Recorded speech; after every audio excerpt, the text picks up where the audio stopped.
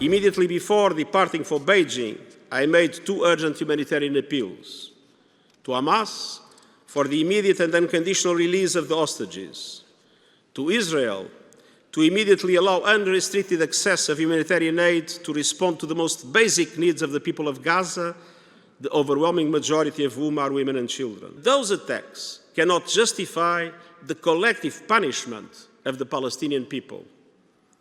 Each of my two humanitarian appeals have a value in themselves. They are not bargaining chips, they are simply the right things to do.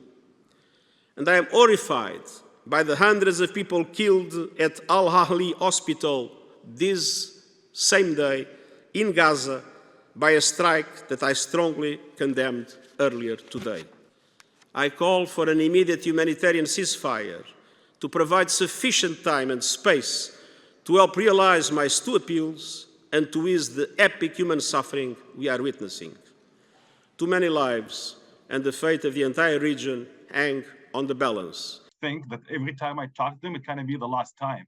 Like, how should I feel?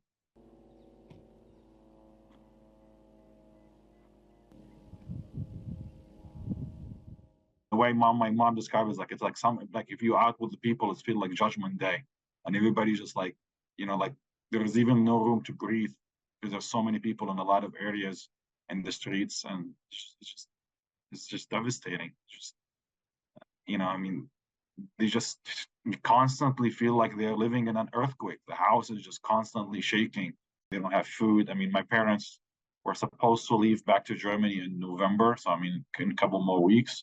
They're just visiting Gaza, and so they don't really have any stock of food.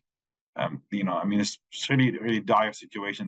Like they just say death everywhere. You can smell it. You can smell, you can smell people under buildings. It's just really, I don't even know how to describe it. It's very catastrophic. I'm fearing for my parents' life, and I don't even know what to do. This is my message to Biden. It's like, we need to stop this.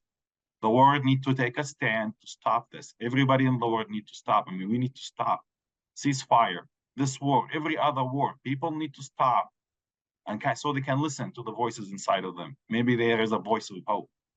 But this needs to stop. We have seen a devastating loss of innocent life since the attacks on Israel by the terrorist group Hamas. But the scenes from the explosion at a Gaza city hospital are deeply distressing, and it is clear that there has been a devastating loss of life. Every innocent life matters, whether it is Israeli or Palestinian. Our thoughts are with those killed, those injured, and their loved ones. The protection of civilian lives must come first, as the Parliament said in its resolution that we carried on Monday. And respect for international humanitarian law is paramount.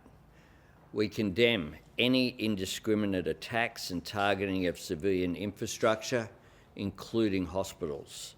And Australia joins with others in calling for international law to always be upheld.